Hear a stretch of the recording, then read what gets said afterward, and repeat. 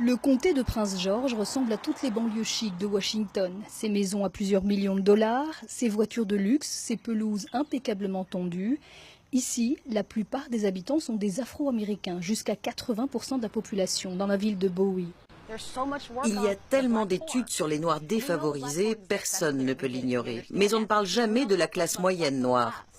Originaire de Californie, Chris Marge est professeure de sociologie. Elle a réalisé son rêve en venant s'installer dans ce quartier.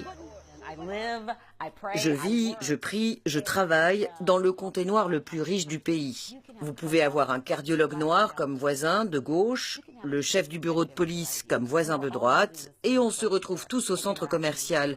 J'apprécie cette concentration de gens noirs qui ont des grandes compétences professionnelles. Son engagement pour son quartier est militant. C'est ici qu'elle dépense tout son argent. Cette spécialiste des classes moyennes noires revendique même une ségrégation volontaire en réaction à un racisme latent, notamment dans le monde du travail.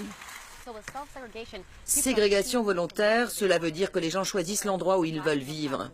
Pour la classe moyenne noire, ça veut dire je travaille dans un environnement où je suis souvent le seul noir. Est-ce que je veux aussi être le seul noir là où je vis ?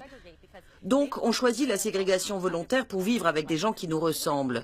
Parce que c'est vraiment compliqué quand on est noir de travailler dans le monde de l'entreprise ou dans le monde universitaire dominé par les Blancs.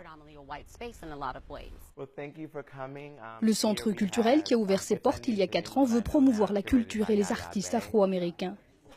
Alors que les dérapages de la police et de politique contre les Afro-Américains se multiplient, nombreux sont ceux qui ressentent le besoin de réaffirmer la culture et l'identité noire.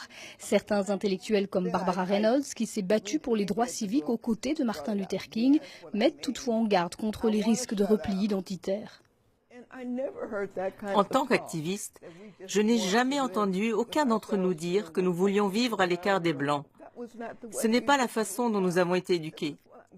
Voici ce que je voudrais, que les gens vivent ensemble, que l'on milite pas seulement pour notre petite tribu, mais que l'on se rassemble pour l'unité de notre pays. Même s'il ne fait pas l'unanimité, ce mouvement de ségrégation volontaire prend de l'ampleur, clivant toujours plus la société américaine.